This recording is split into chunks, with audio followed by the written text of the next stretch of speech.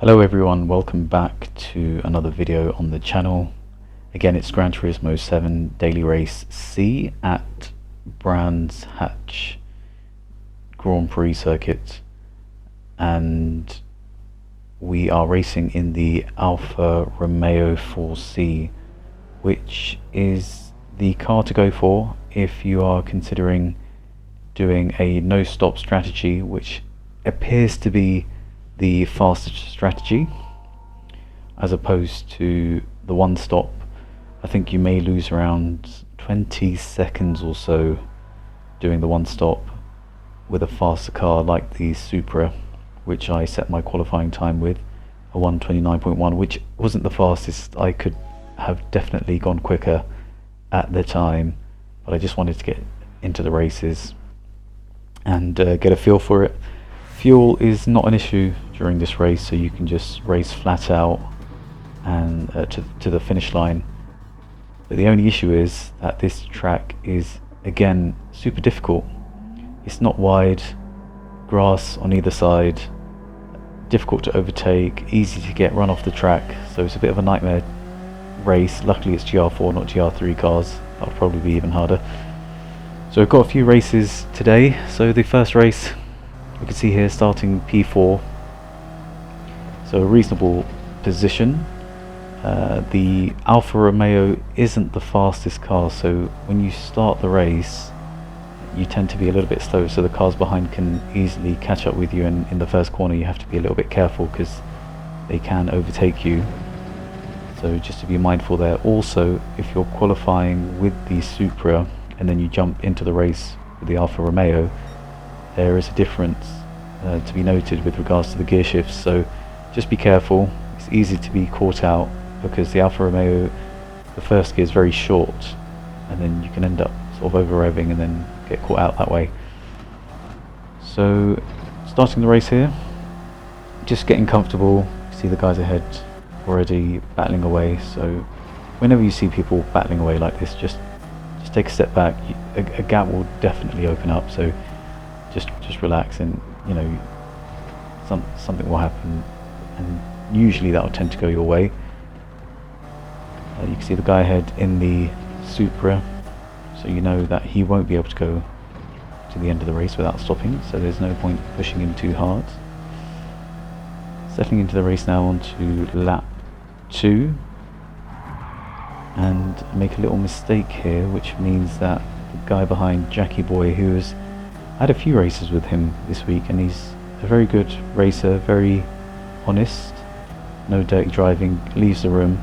Had a chance here, but I just decided to keep it to the inside and still gave him room around the outside if he wanted to go, but I think he was just being a little bit cautious. Again, he's looking at the inside but then thinks better of it, so we managed to keep the position. But I was struggling with the Alfa Romeo with regards to overall pace. It's not, as I said, it's not a fast car, so you sort of have to be careful, and I've run off wide there. The guy in front's gone off, so it's a bit catastrophic start. It's not a very good start here. You can see the guys bunched up behind me. I try to make my car as wide as I can, but I'm not sure for how long I'll be able to fend off these guys. Again, I found this last corner really difficult. I just couldn't get the hang of it, and I was always losing time there. And again, getting taken over now into P4. These guys are really close. Again, this first corner, you have to really take it easy on the brakes, because it's easy to lock up and it's easy for the car to rotate too much. It's easy to spin out, so you've got to be really careful. And again, just losing positions here. Really bad start to the race. But the key thing from this race is don't get too disheartened if you lose positions or if you go off the track. It's such a chaotic race this week, this format with these cars. If you just keep your head down, you will eventually make positions. It's completely unpredictable. It's not like some of those races where it sort of remains the same as what you qualify as. It's just such a crazy race, so just stay on it. You can see here in P5 now, the guys ahead just fighting, and trying to see if I can slowly work my way through, which is proving difficult at this time. And again, Irish guy behind, getting a bit of a slipstream, managed to keep him behind for a little bit of time. And then I think I was trying to be too keen here. I was trying to force space on a track that doesn't have much space, and then I ended up getting pushed wide. I can't blame Jack because he probably didn't see me, and it was probably my fault. And again here, just getting overtaken down in P9.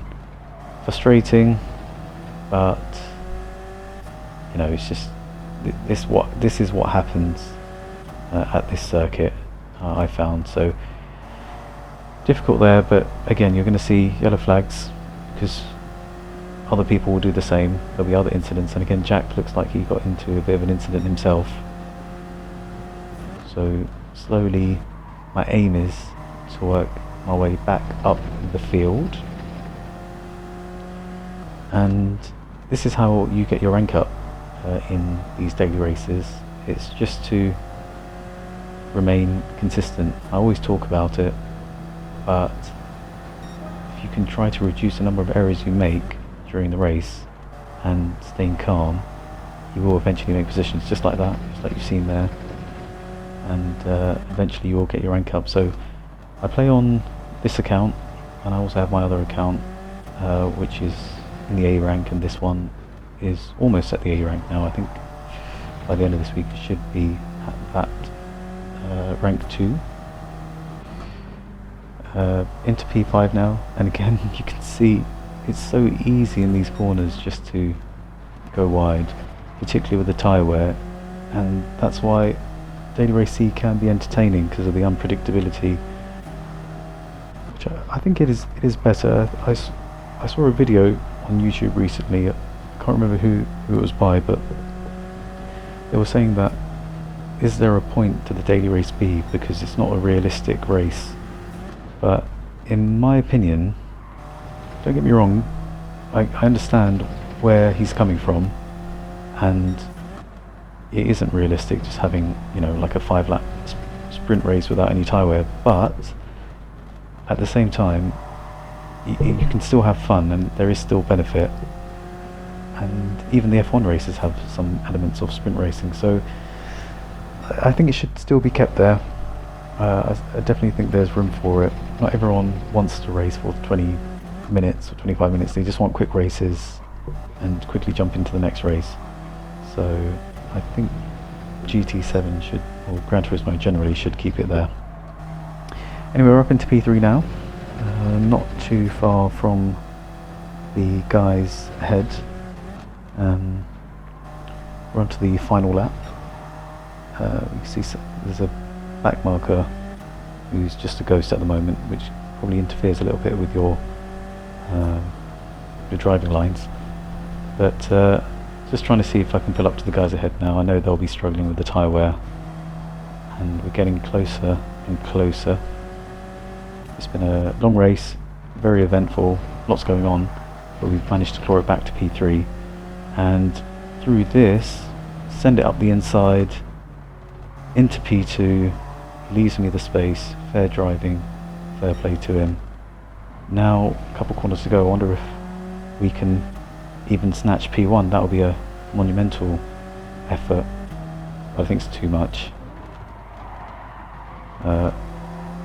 Overshot it there in the last corner, but to bring it home in P2 is not bad considering what happened in the race. Very chaotic, so I'll take that. We'll move on to the next race, the second race, P7. So not a great starting position. I should really work on my qualifying time, but again, gives me a good chance to show that from the mid-pack you can, you know, get decent results. You can do some overtaking and still get some decent points. Started P7 again in the Alfa Romeo, just trying to take it easy on the first few laps, nothing too crazy, and again got Jackie boy behind me, he's quite quick actually in his McLaren, so I had to be mindful, and again he got really close in this corner but managed to stay in front of him. My aim in these races is just to see if I can finish in the top 3. I think that would be a good outcome considering where we qualified. But again, as I mentioned, it's so unpredictable. Anything can happen. So following the guy in front now, hoping for an error, and there we go. Somebody's spun out already, and somebody else was going slow. So that's 2 positions in 2 corners. And up into P5. I found this corner quite difficult actually. I think I was braking too early, but it does sometimes give you a better exit, as you can see here. And I didn't want to, well, you tell me, you can make your mind up about that. Cut across me there.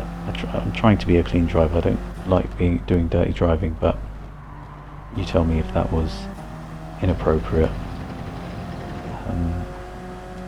The other thing I wanted to mention about this race is the tyre wear. So with the Alfa Romeo, it can go to the end of the race, but you have to be a little bit mindful because the left rear does deteriorate a little quicker as we make a passing move on Jackie.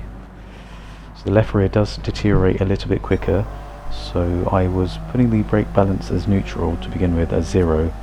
Of course, putting it rearwards is the fastest way because it makes the car more playful, particularly in these types of corners, but it will degrade the tyres quicker. So either leave it on neutral or click forward or 2 clicks forward, and that will help you towards the end of the race, which is what I was trying to do.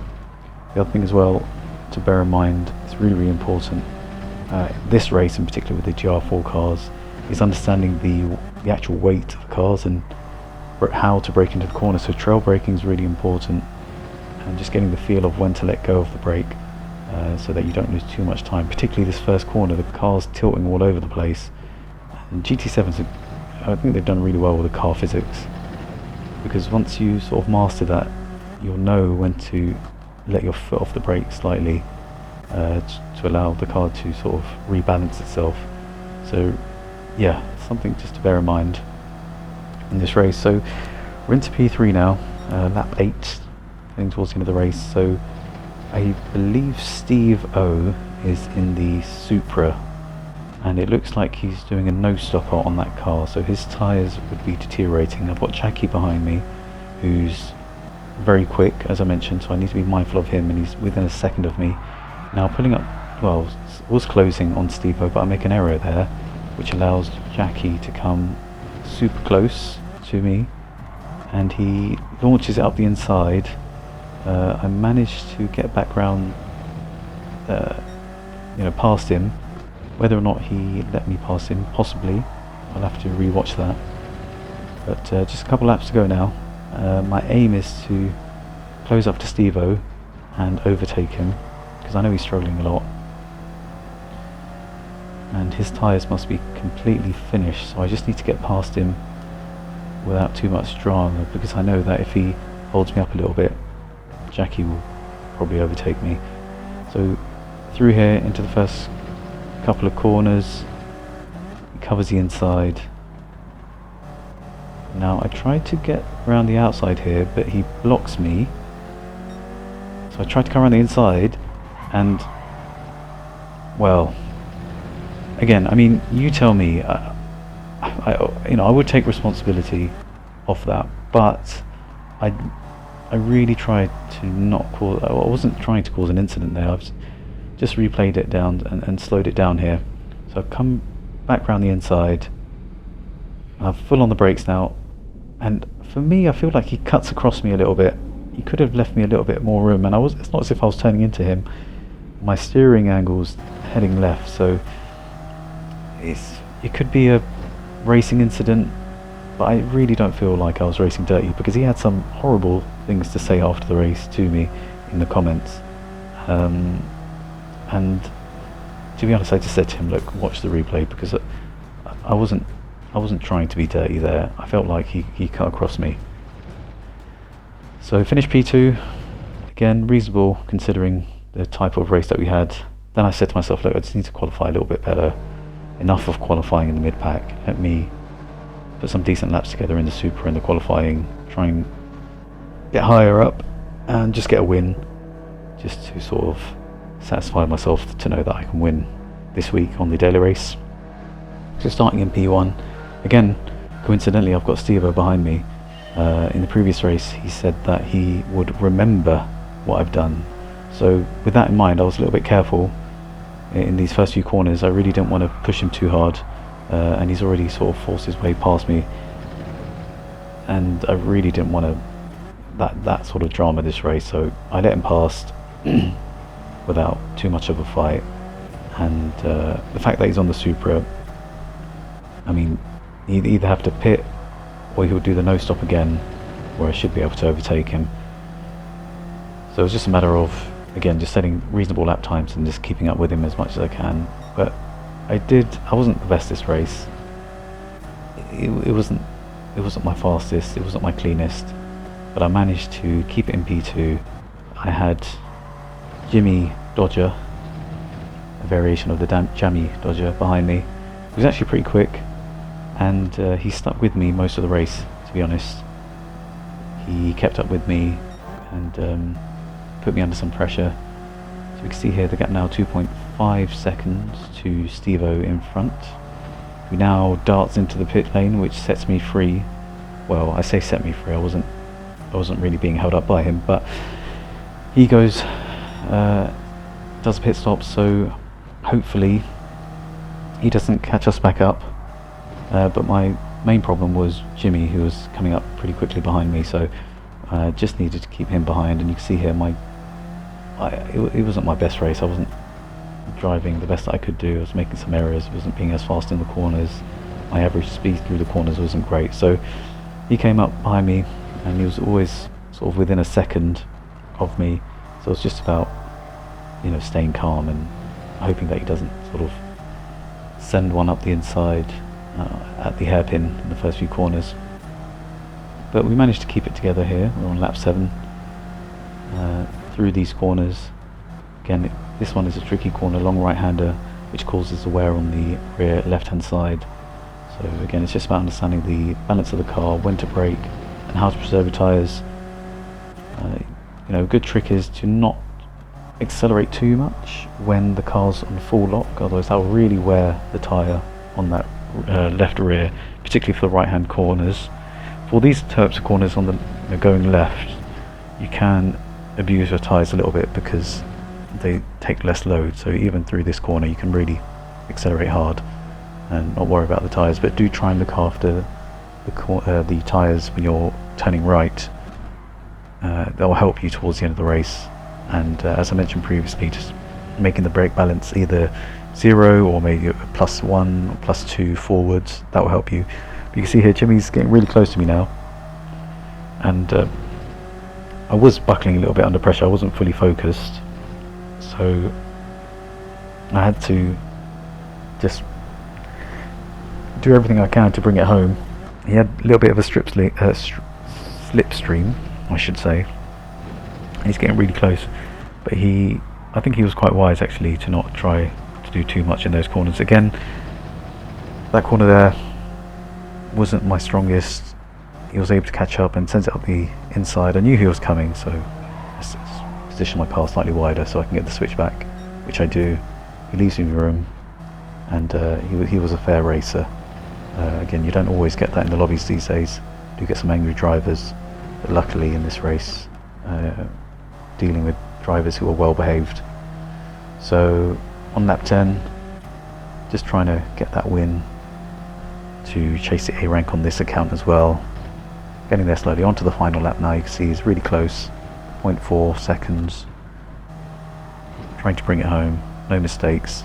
It's very easy to slip up under slight pressure like this, but just focus on your brake points and you should be fine. And there you can see last corner, no drama, and we were able to bring it home in P1. So good racing here, Daily Race C. It is a good race, but it's very difficult. Try your best to try and qualify as high as you can, and hopefully that will get your rank up. I hope you enjoyed the video. Let me know your thoughts, and I will hopefully see you in the next one. Take care.